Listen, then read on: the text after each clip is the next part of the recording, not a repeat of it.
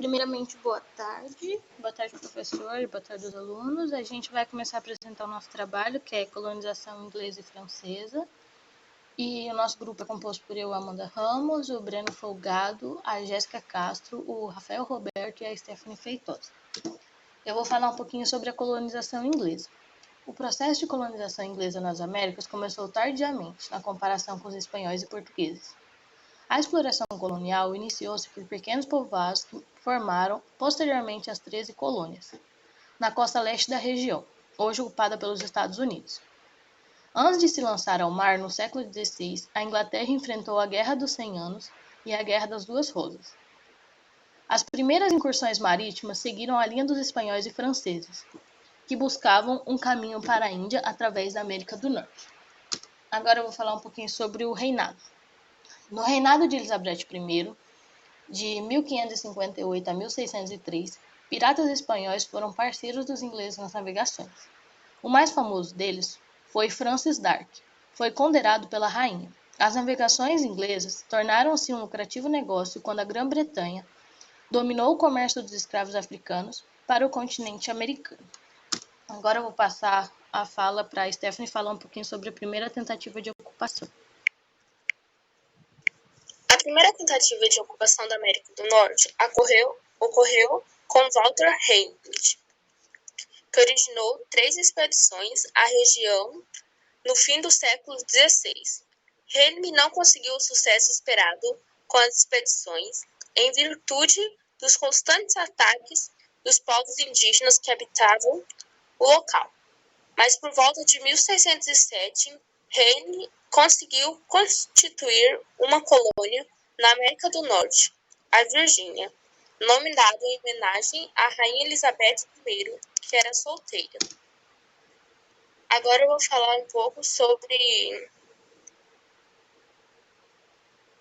a intensificação do processo.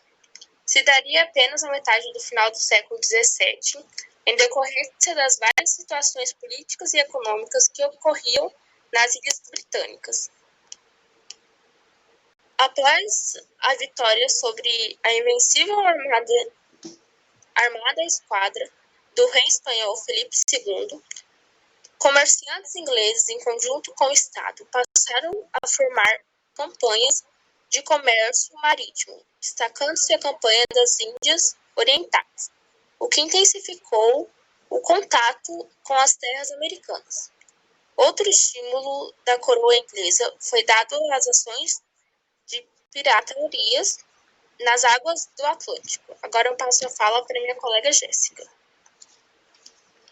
Bom, eu vou falar sobre as disputas políticas. Houve também as disputas religiosas, que em períodos diferentes elas levaram anglicanos e puritanos à América. Houve também a expulsão de grande parte da população camponesa dos campos. Esse processo de cercamento das terras por grandes proprietários gerou um inchaço populacional urbano que contribuiu para que uma parte da população imigrasse para a América do Norte. A região puritana, ela contribuía para a colonização inglesa no sentido de que a religião ela preconizava que através do trabalho era possível alcançar a graça e a salvação divina. Agora, eu vou falar sobre as colônias, que apesar das diferenças, o que unia essas colônias, além da origem comum da maioria da população, foi a política de extermínio realizada contra os indígenas da religião. Havia ainda a dependência da metrópole inglesa, porém, essa dependência ela era muito diferente da verificada nas colônias portuguesas e espanholas. Os embates políticos eles eram nas metrópoles inglesas e dificultavam um controle maior sobre as colônias americanas. Agora eu vou passar a fala para o Rafael. Boa tarde, eu vou falar um pouco da independência. A partir do século XVIII, quando o desenvolvimento econômico capitalista e a estabilidade política foram alcançadas na Inglaterra, a monarquia parlamentar buscou delinear uma nova política colonial, de ampliação de restrições econômicas e de aumento de tentações sobre os colonos. Agora eu vou falar mais um pouco sobre colonização francesa. A primeira tentativa de colonizadora dos franceses aconteceu em 1555 no Brasil, quando eles ocuparam uma pequena região litorânea do Rio de Janeiro, que ficou conhecido pelo nome de França Antártica. Entretanto, a força colonial portuguesa, liderada pelo governador-geral Ben de Sá, em 1567, derrotou os colonos franceses. A França também tem controlar a região do Maranhão, mas os portugueses novamente impediram a conquista. Passar a fala para o meu amigo Breno.